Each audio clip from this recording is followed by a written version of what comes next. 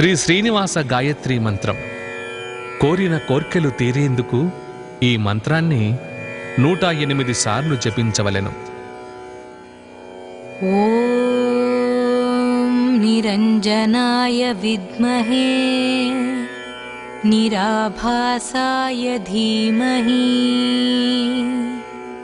తన్నో శ్రీనివాస ప్రచోదయాత్. ఓం నిరంజనాయ విద్మహే నిరాభాసాయ ధీమహి తన్నో శ్రీనివాస ప్రచోదయాత్. ఓం నిరంజనాయ విద్మహే నిరాభాసాయ ధీమహి తన్నో శ్రీనివాస ప్రచోదయాత్.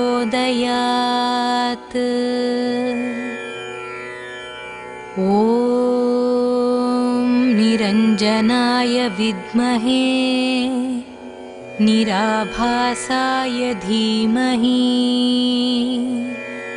తన్నో శ్రీనివాస ప్రచోదయాత్.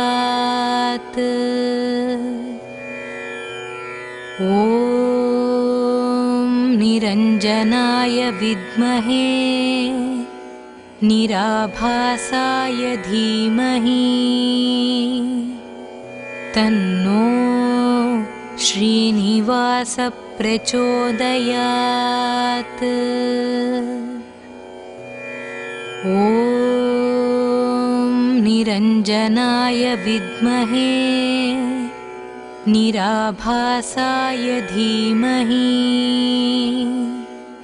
తన్నో శ్రీనివాస ప్రచోదయాత్.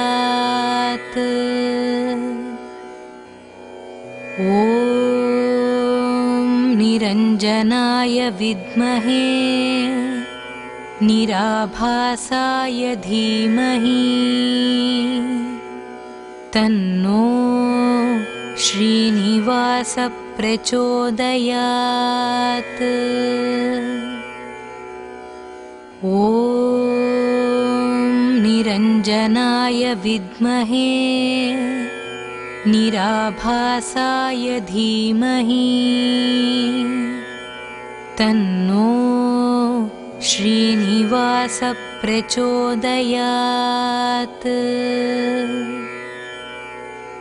ఓం నిరంజనాయ విద్మహే నిరాభాసాయ ధీమహి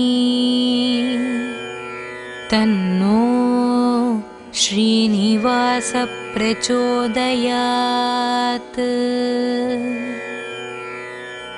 ఓం నిరంజనాయ విద్మహే నిరాభాసాయ ధీమహి తన్నో శ్రీనివాస ప్రచోదయాత్.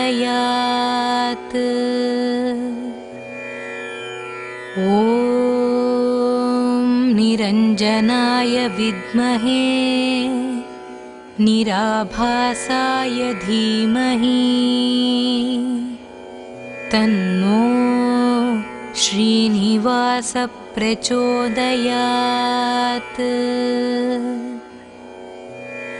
ఓం నిరంజనాయ విద్మహే నిరాభాసాయ ధీమహి తన్నో శ్రీనివాస ప్రచోదయాత్.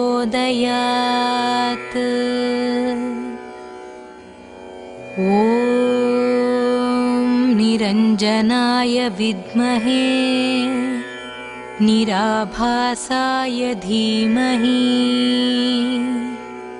తన్నో శ్రీనివాస ప్రచోదయాత్.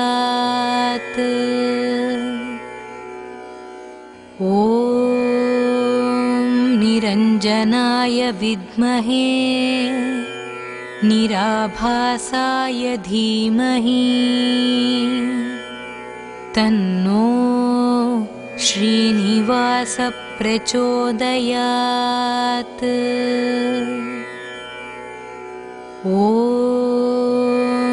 निरञ्जनाय विद्महे निराभासाय धीमहि तन्नो श्रीनिवास प्रचोदयात्। ॐ निरञ्जनाय विद्महे निराभासाय धीमहि तन्नो श्रीनिवास प्रचोदयात्। ॐ निरञ्जनाय विद्महे निराभासाय धीमहि तन्नो श्रीनिवास प्रचोदयात्। ॐ निरञ्जनाय विद्महे निराभासाय धीमहि तन्नो श्रीनिवास प्रचोदयात्। ॐ निरञ्जनाय विद्महे निराभासाय धीमहि तन्नो श्रीनिवास प्रचोदयात्। ॐ निरञ्जनाय विद्महे निराभासाय धीमहि तन्नो श्रीनिवास प्रचोदयात्। ॐ निरञ्जनाय विद्महे निराभासाय धीमहि तन्नो श्रीनिवास प्रचोदयात्। ॐ निरञ्जनाय विद्महे निराभासाय धीमहि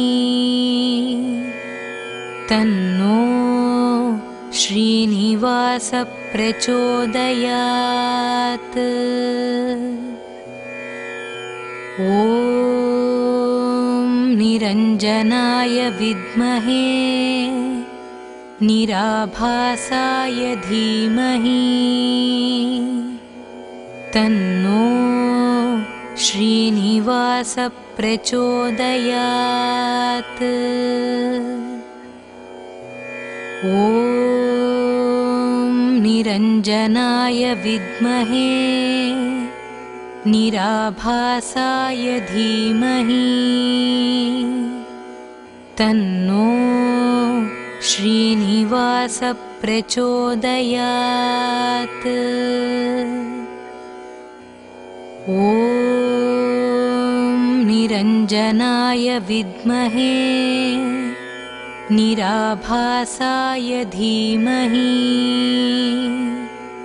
तन्नो श्रीनिवास प्रचोदयात्। ॐ निरञ्जनाय विद्महे निराभासाय धीमहि तन्नो श्रीनिवास प्रचोदयात्। ॐ निरञ्जनाय विद्महे निराभासाय धीमहि तन्नो श्रीनिवास प्रचोदयात्। ॐ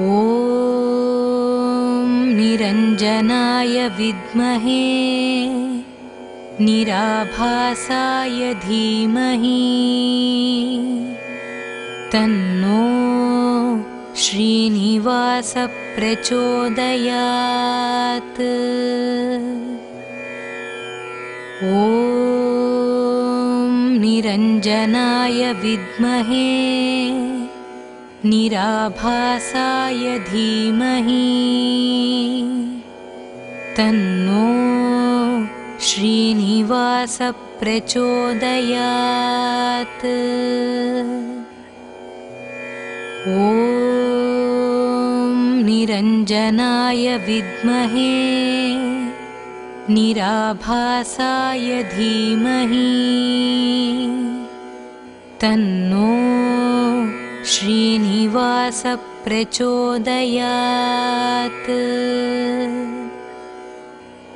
ॐ निरञ्जनाय विद्महे निराभासाय धीमहि तन्नो श्रीनिवास प्रचोदयात्। ॐ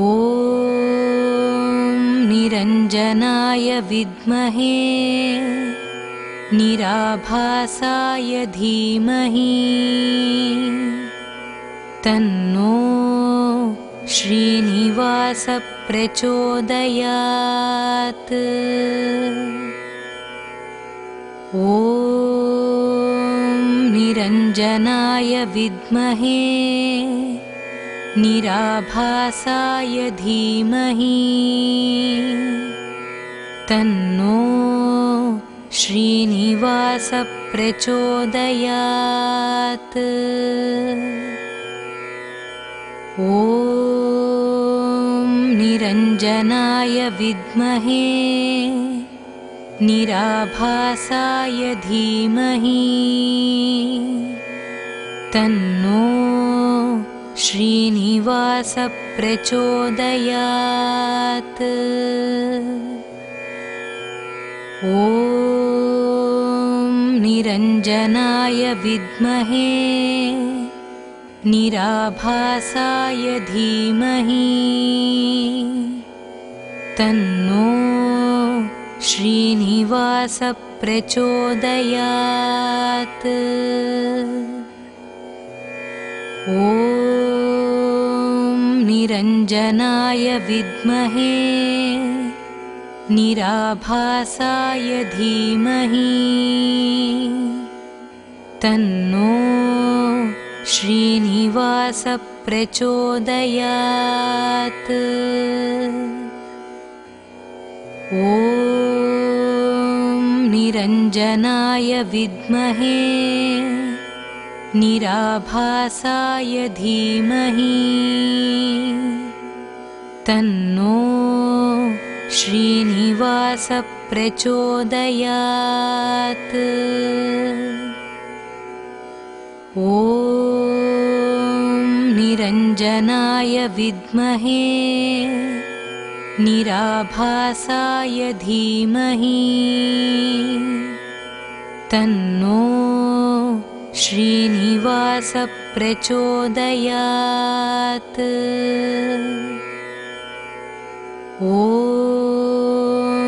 निरञ्जनाय विद्महे निराभासाय धीमहि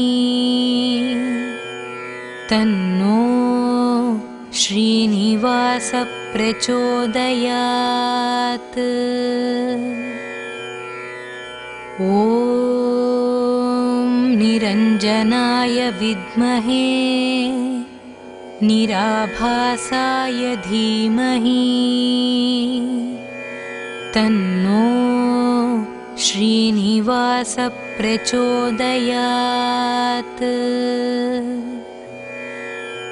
ॐ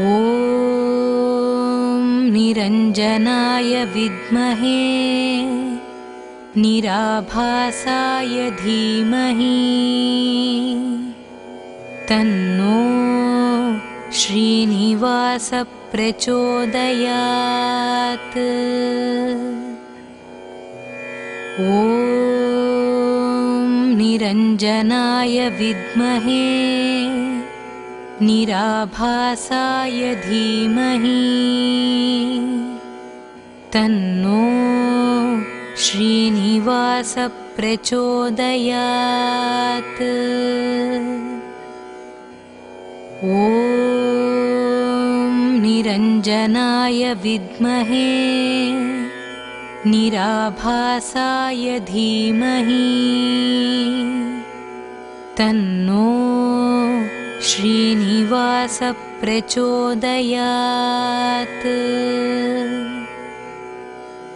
ॐ निरञ्जनाय विद्महे निराभासाय धीमहि तन्नो श्रीनिवास प्रचोदयात्। ॐ निरञ्जनाय विद्महे निराभासाय धीमहि तन्नो श्रीनिवास प्रचोदयात्। ॐ निरञ्जनाय विद्महे निराभासाय धीमहि तन्नो श्रीनिवास प्रचोदयात्। ॐ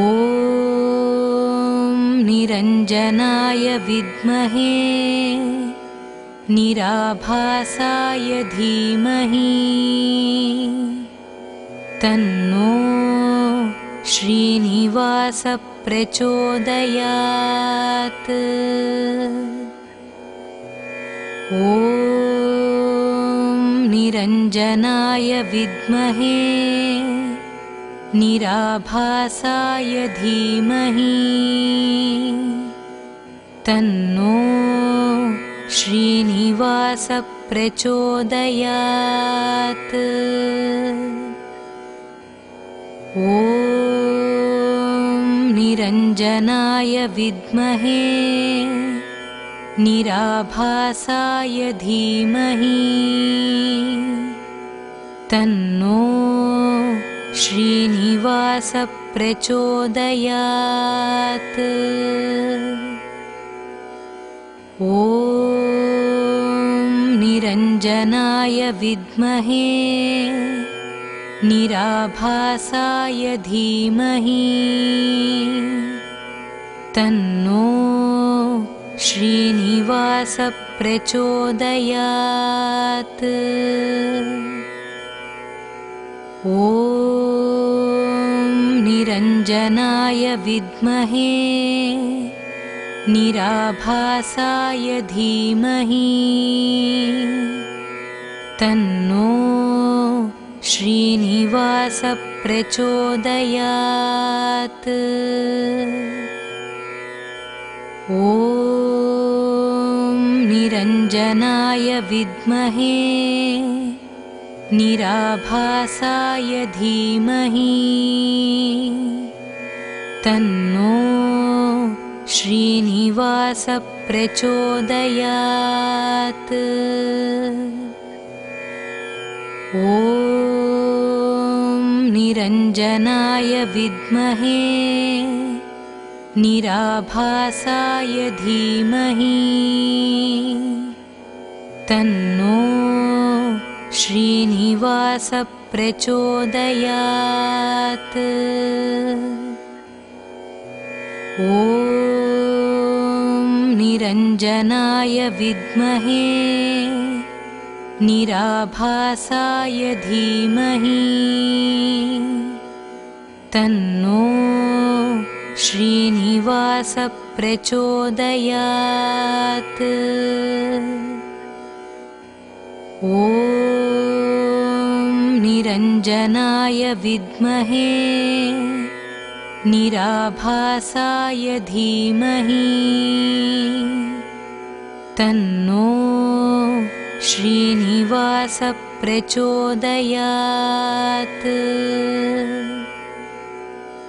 ॐ निरञ्जनाय विद्महे निराभासाय धीमहि तन्नो श्रीनिवास प्रचोदयात्।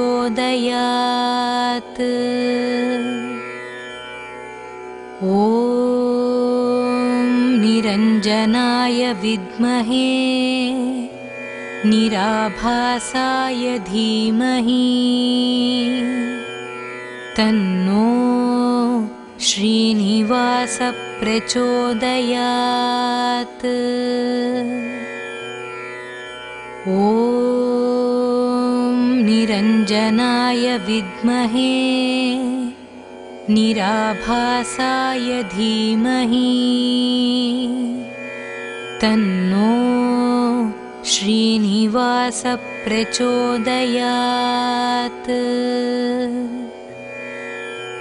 ॐ निरञ्जनाय विद्महे निराभासाय धीमहि तन्नो श्रीनिवास प्रचोदयात्।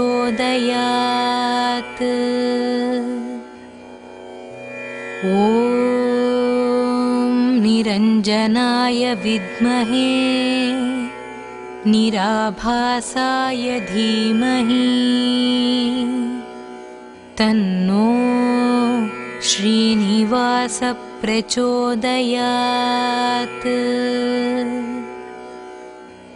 ॐ निरञ्जनाय विद्महे निराभासाय धीमहि तन्नो श्रीनिवास प्रचोदयात्। ॐ निरञ्जनाय विद्महे निराभासाय धीमहि तन्नो श्रीनिवास प्रचोदयात्।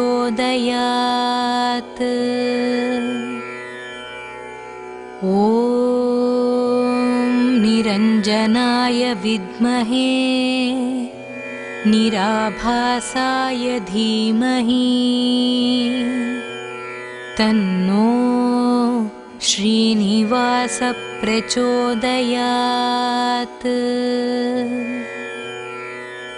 ॐ निरञ्जनाय विद्महे निराभासाय धीमहि तन्नो श्रीनिवास प्रचोदयात्।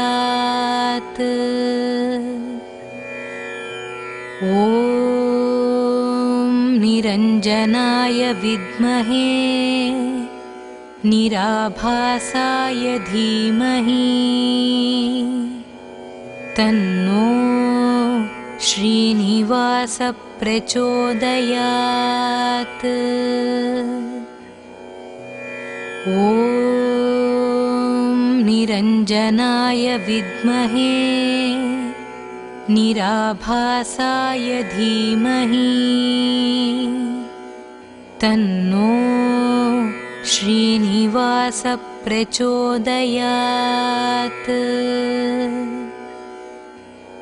ॐ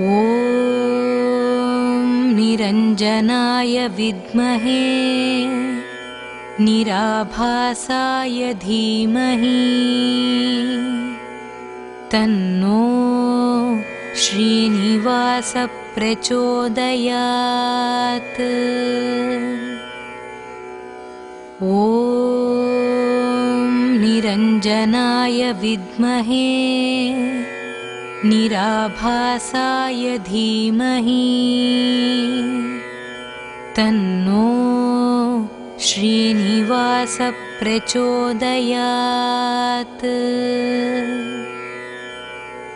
ॐ निरञ्जनाय विद्महे निराभासाय धीमहि तन्नो श्रीनिवास प्रचोदयात्।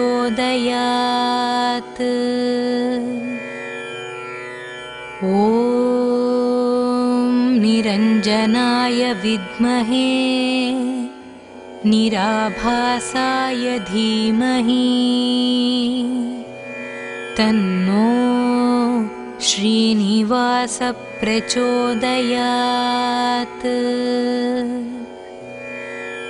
ॐ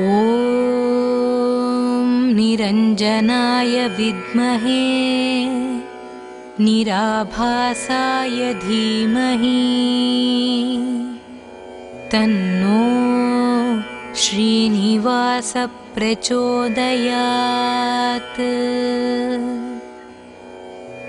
ॐ निरञ्जनाय विद्महे निराभासाय धीमहि तन्नो श्रीनिवास प्रचोदयात्। ॐ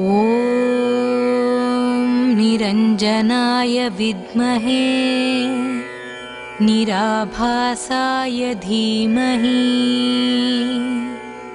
तन्नो श्रीनिवास प्रचोदयात्। ॐ निरञ्जनाय विद्महे निराभासाय धीमहि तन्नो श्रीनिवास प्रचोदयात्।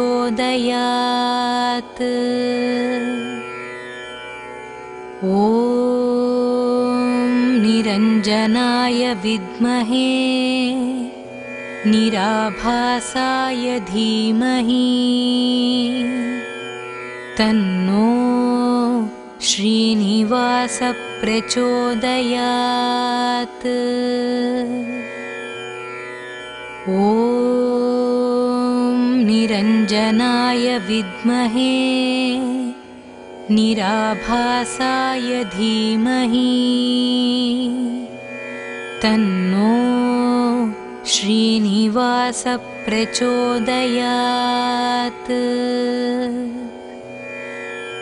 ॐ निरञ्जनाय विद्महे निराभासाय धीमहि तन्नो श्रीनिवास प्रचोदयात्।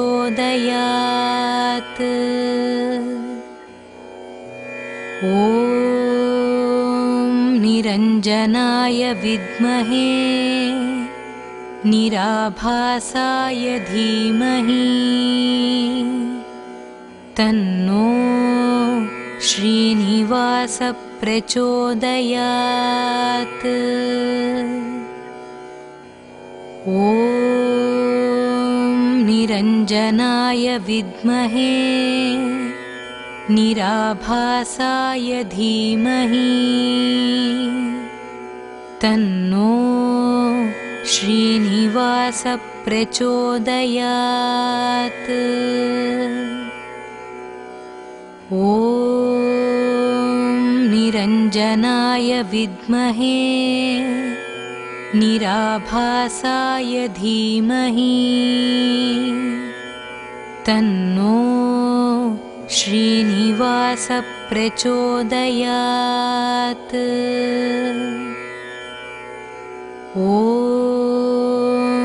निरञ्जनाय विद्महे निराभासाय धीमहि तन्नो श्रीनिवास प्रचोदयात्। ॐ निरञ्जनाय विद्महे निराभासाय धीमहि तन्नो श्रीनिवास प्रचोदयात्। ॐ निरञ्जनाय विद्महे निराभासाय धीमहि तन्नो श्रीनिवास प्रचोदयात्। ॐ निरञ्जनाय विद्महे निराभासाय धीमहि तन्नो श्रीनिवास प्रचोदयात्। ॐ निरञ्जनाय विद्महे निराभासाय धीमहि तन्नो श्रीनिवास प्रचोदयात्।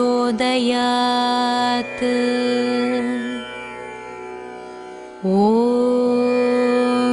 निरञ्जनाय विद्महे निराभासाय धीमहि तन्नो श्रीनिवास प्रचोदयात्। ॐ निरञ्जनाय विद्महे निराभासाय धीमहि तन्नो श्रीनिवास प्रचोदयात्। ॐ निरञ्जनाय विद्महे निराभासाय धीमहि तन्नो श्रीनिवास प्रचोदयात्। ॐ निरञ्जनाय विद्महे निराभासाय धीमहि तन्नो श्रीनिवास प्रचोदयात्। ॐ निरञ्जनाय विद्महे निराभासाय धीमहि तन्नो श्रीनिवास प्रचोदयात्। ॐ निरञ्जनाय विद्महे निराभासाय धीमहि तन्नो श्रीनिवास प्रचोदयात्। ॐ निरञ्जनाय विद्महे निराभासाय धीमहि तन्नो श्रीनिवास प्रचोदयात्। ॐ निरञ्जनाय विद्महे निराभासाय धीमहि तन्नो श्रीनिवास प्रचोदयात्। ॐ निरञ्जनाय विद्महे निराभासाय धीमहि तन्नो श्रीनिवास प्रचोदयात्। ॐ निरञ्जनाय विद्महे निराभासाय धीमहि तन्नो श्रीनिवास प्रचोदयात्।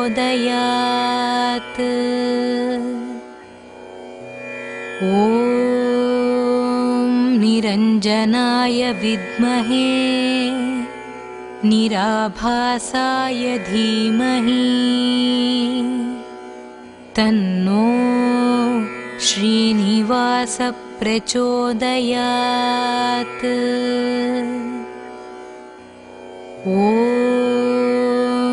निरञ्जनाय विद्महे निराभासाय धीमहि तन्नो श्रीनिवासः प्रचोदयात्।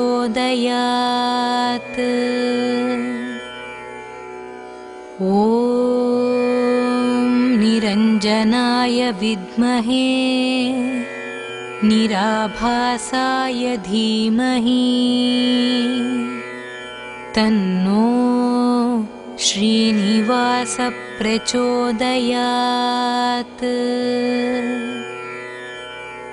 ॐ निरञ्जनाय विद्महे निराभासाय धीमहि तन्नो श्रीनिवासः प्रचोदयात्। ॐ निरञ्जनाय विद्महे निराभासाय धीमहि तन्नो श्रीनिवासः प्रचोदयात्।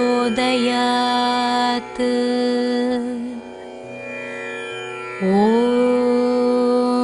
निरञ्जनाय विद्महे निराभासाय धीमहि तन्नो श्रीनिवासः प्रचोदयात्। ॐ निरञ्जनाय विद्महे निराभासाय धीमहि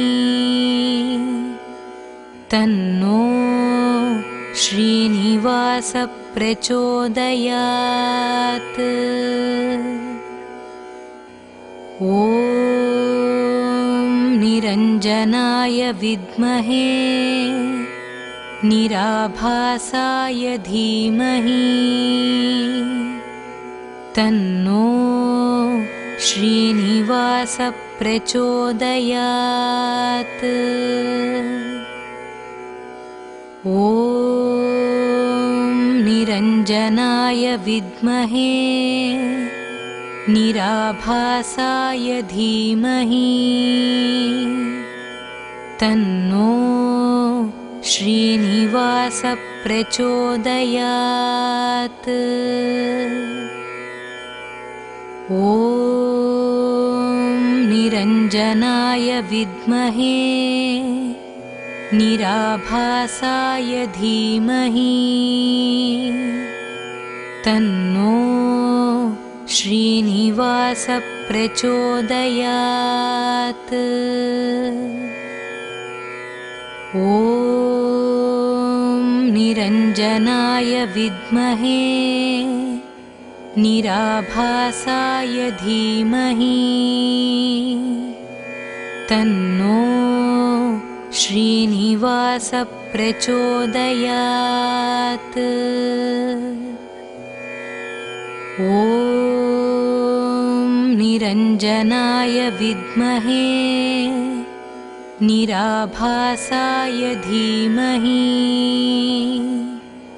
तन्नो श्रीनिवासः प्रचोदयात्। ॐ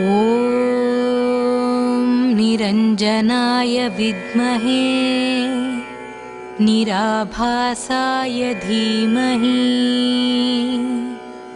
तन्नो श्रीनिवासः प्रचोदयात्।